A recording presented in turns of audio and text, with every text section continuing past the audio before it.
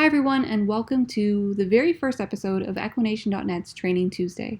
I'm your host, Jacklyn Wyatt, and in this video series, I'm going to walk you through just training my horses.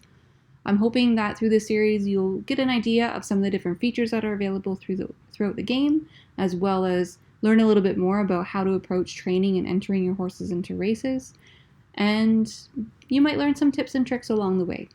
My way of training is definitely not the be-all and end-all of how anyone should train their horses. I'm not the most successful stable in the world. There's a lot of other stables that have a different approach, and they do just as good, if not better, than I do in the races. So definitely take what I offer you with a grain of salt. I'm sure you might be able to come up with your own methods that are much better. But hopefully what I can provide you with is a good starting point, or might help you out of a little bit of a slump. So let's get started here. Now today is March 1st, and March 1st is an important day because this is the very first day of yearling training for the season. So breeding season ended yesterday. Now we can actually train our yearlings. So I like to use a training center for this because we can train multiple horses at once. Now that is a premium feature, and it is definitely well worth it because it is a huge time saver. So I'm going to just jump into this here, and I'm going to show you what I do. You can access a training center through the navigation in My Horses and go to the training center. And from there, we can access our training preferences. Now, in the training preferences, I'm going to select yearlings, and I'm dropping the minimum health and energy because I actually trained my yearlings earlier today, so I want to be able to filter out some of the ones that are a little bit lower in health and energy. Plus, I don't want to leave it at 2020 because then I won't be able to actually train anything because none of them are at 2020 right now.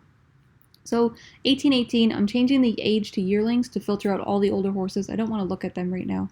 And I'm going to update my preferences. This will reload the page, and now you can see the main stable horses are empty because we're only looking at the yearlings. Now down here we can see we have the yearlings and a bunch of drop-down menus. So you can train up to 20 horses at a time. If you don't see this many slots, you can actually change the default in your training preferences to 20, or you can scroll down and click Add Horse to keep adding slots. I highly recommend doing the default to 20 for the yearlings, especially for the yearlings. And then what you can also do is take advantage of a new feature that was introduced last season, I believe it was last season, to auto-select yearlings. I love this feature. It saves so much time. So you just click this, and it instantly populates all of the drop-down menus with the next available horse for you to train. Now, I have a warning popping up here that says this horse is already trained today, and it is recommended to allow your horse time to recover from their last training session before training again. You can take this with a grain of salt. This is really more of a, hey, just so you know, you did train this horse today already. It's not a, you cannot do it, it's going to end badly sort of type of warning. So you can 100% train your horse on the exact same day multiple times. The only thing that I would caution is just making sure that they're keeping an eye on health and energy levels and form and injury risk. Particularly with the older horses, it's not quite as important or at all important really with the yearlings because you really just want to get that foundation into them. Now with injury risk, you will want to keep an eye on this so that it doesn't go above 80% at least.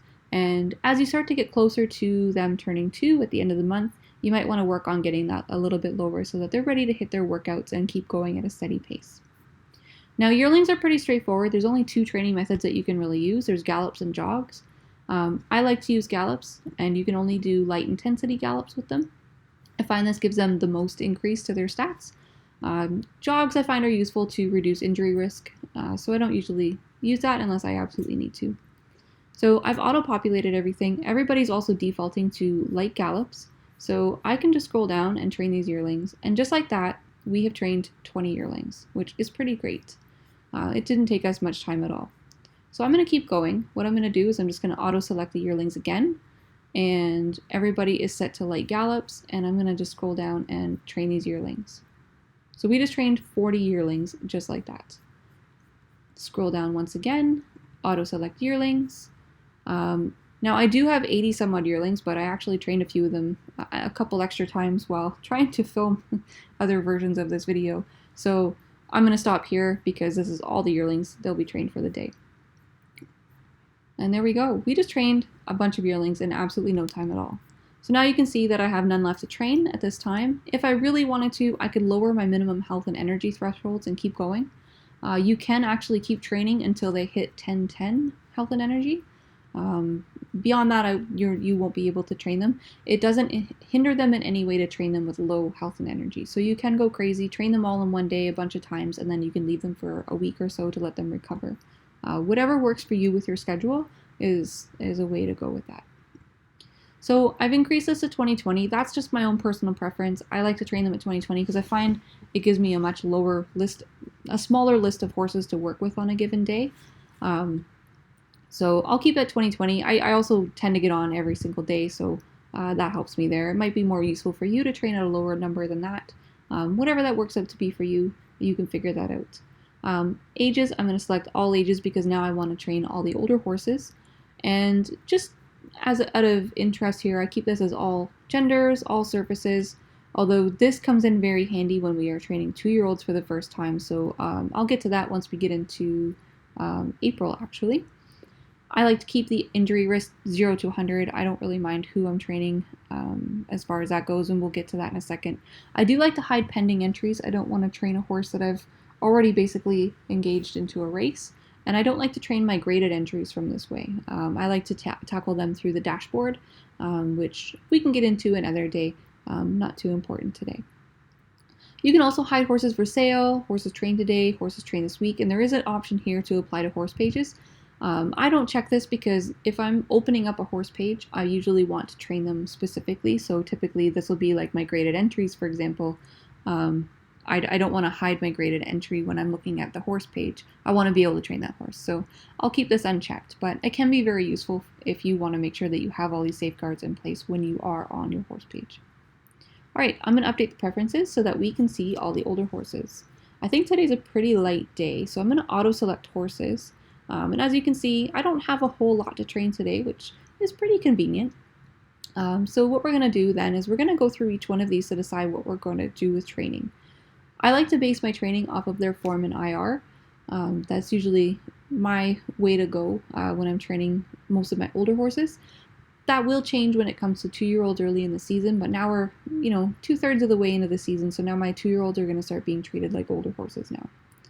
So my standard here, if they have form that's below 80%, is that they're going to have a handily workout. There are some times where I might breeze if they're maybe a high 70, but typically if they're below 80, I'm going to give them a handily workout. I'm not too worried about their injury risk here. It's below 80%. So the reason I say 80% is because if you do give them a hard workout at 80% above, you could have a bad training session. So we definitely don't want that to happen.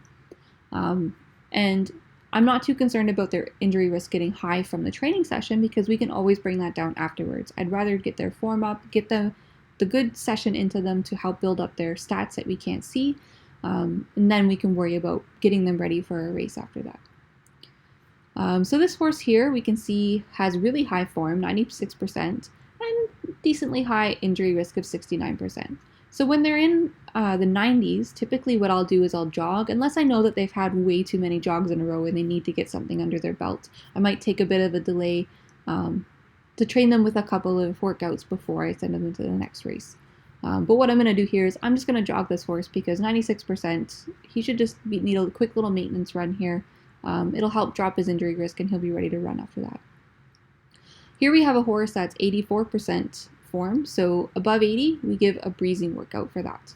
And I'm keeping the distance at 4 furlongs because none of these horses really need to have a focus at this time on long or short distances.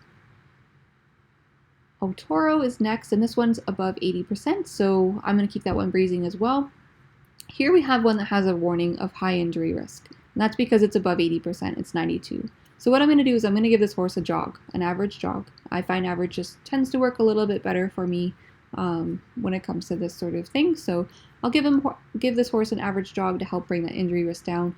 Likely not going to race off of that. Going to need a little bit of work to get that form back up. That's fine. We'll take some baby steps with this.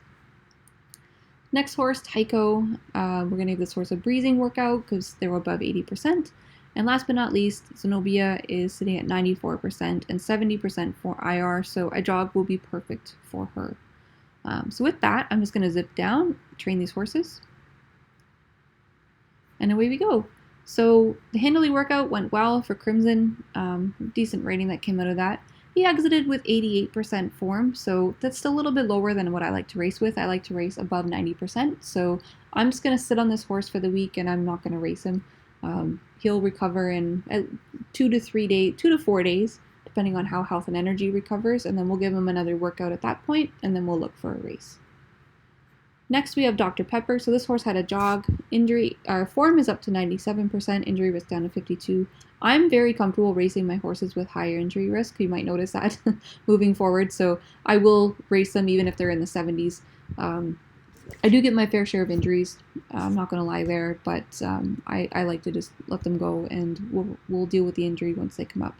So what I'll do is I'll hover over Dr. Pepper, and from here I can actually see a quick snapshot of this horse. So last time out, he ran in an allowance race and finished second with a pretty decent rating. So I'm going to keep running this horse at allowance because I think that's a good level for this horse.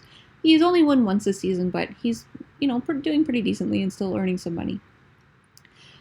We can also see from here the track conditions that this horse likes. So we can see muddy is an excellent preference, fast is a great, and good is good. So those are the first three I'm going to look for a race for him in, but if we can't find one, then we'll look at slow and sloppy after that. So what I'm going to do is I'm going to click enter a race here, and again, I think this is a premium only feature, definitely worth it. Not going to lie there, really like using this feature.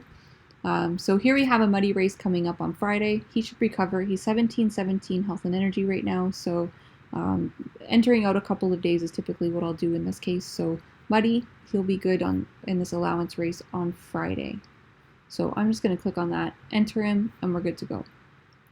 Now you can also change your race entry preferences. So if you are comfortable racing outside of your conference or outside of your horse's preferred distance, you can actually access race entry preferences off of your horse information page, and from there you can change different things.